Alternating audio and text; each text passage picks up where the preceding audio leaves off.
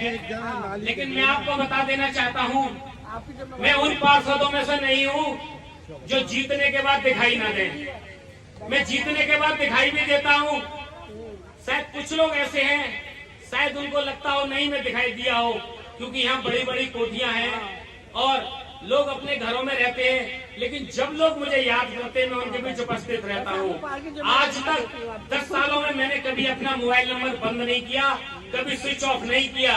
अगर फोन नहीं उठ पाया तो मैंने बैक कॉल जरूर की है। वे फोन, बहुत सारी ऐसी व्यस्तताएं हैं जिन व्यस्तताओं में कभी कभार फोन नहीं उठा पाता है व्यक्ति, चाहे वो घर गृहस्थी की है, सह सामाजिक की है, चाहे समाज के बीच के लोगों की है।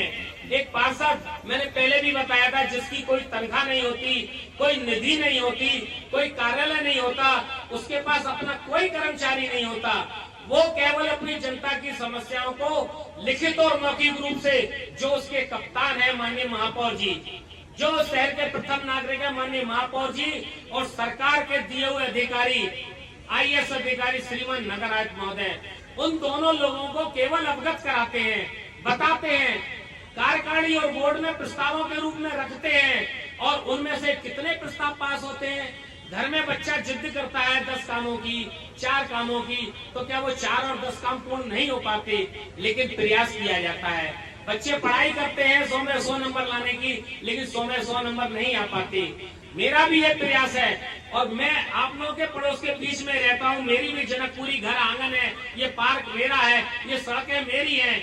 मैं चाहता हूँ कि मार्बल बिछवा दूं और अच्छे से अच्छा करूँ, और मैं चाहता हूँ अच्छे से अच्छा करूँ। देखिए, इस जनकपुरी में ट्यूबवेल भी है, टंकी भी है और वाटर हार्वेस्टिंग सिस्टम भी लगा हुआ है और जनरेटर भी है। इतनी सारी चीजों के बाद बहुत कम जगह इसमें बची हुई है पार्क के लिए, और उसके बाद नगर निगम के कर्मचारियों की गाड़ियां भी खड़ी रहती हैं। मैं उनसे जूझता हूँ, बहुत बार कहता हूँ, लेकिन वो जो कहते हैं हम इन गाड़ियों को कहाँ खड़ी करें, जब हम इस वार्ड में कार्य करते हैं तो गाड़ी भी यही खड़ी करेंगे। बहुत सी ऐसी समस्याएं हैं जिनका समाधान इतना आसान नहीं होता है, लेकिन आपके आशीर्वाद से मैं प्रयास करता हूँ और 100% कराऊंगा। पिछले कार्यकाल में कोरोना में 2 साल खराब हो गए थे, कुछ मेरी व्यक्तिगत परेशानियां भी रहती पारिवारिक, लेकिन मैं प्रभु की कृपा रही, मेरे साथ कोई परेशानी किसी प्रकार की नहीं रहेगी, चाहे वो मेरे पारिवारिक है, चाहे वो अकस्मातिक है, जैसे कोरोना रहा, जिसकी कल्पना कोई नहीं कर सकता था। और विश्व में, देश ही नहीं पूरे विश्व में अच्छे अच्छे व्यापार, अच्छी अच्छी नौकरी, अच्छे अच्छे परिवार बाधित हुए, नुकसान उन्होंने उठाया।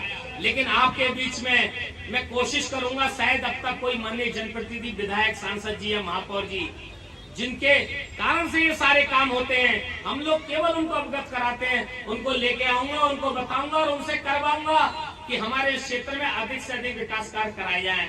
और मैं माफी चाहूंगा, मैं आपके द्वारा पुनः हाथ जोड़ता हूं, मुझे आगे भी बहुत सारे लोगों से मिलना है, क्योंकि बहुत से लोग जीत के बाद दिखाई नहीं देते। मैं जीतने के बाद तो पुनः आपके बीच में आया हूं, और जो भी आपकी ये मांग है, मैंने शिकायत नहीं समझता, ये आपका हक है, ये आपका अधिकार है। आप मुझसे नहीं कहेंगे तो किससे कहेंगे? मैं सबकी सुनूंगा, लेकिन मैं आपके घर आके सुनूंगा। एक बार पुनः आप लोगों के बीच में आऊंगा, आप लोग मुझे लिखित रूप से दें, मौखिक रूप से दें, मैं लिख लूंगा, लेकिन ये मौका दोबारा फिर आपके पास आएगा। फिलहाल मुझे और लोगों के पास भी जाना है, उनको भी शिकायत का मौका ना मिले कि हमारे बीच नहीं आए। रात हो रही है और सुबह से मैं 6 बजे का गया हुआ हूँ काउंटिंग में, बहुत धूप पड़ रही थी काउंटिंग में से, अभी अपने घर भी नहीं गया। बस आप जैसे अपनी माताएं, बहनें और हमारे शुभ चिंतक हैं, उनसे मिलने का प्रयास कर रहा हूँ कि उनकी ये शिकायत भी है कि जीतने के बाद दिखाई भी नहीं दिया। इसीलिए मैं क्षमा चाहता हूँ। आपकी बहुत सारी बातें हैं, मैं समझ रहा हूँ, लेकिन मुझे एक बार पुनः मौका दीजिएगा, मैं आपके घर आऊंगा या आप मेरे घर आए, आपका स्वागत है। वो भी आपके बच्चे का छोटा मोटा घर है, आप घर आएंगे, आपको सत्कार मिलेगा और आपकी समस्या भी सुनी जाएगी। धन्यवाद।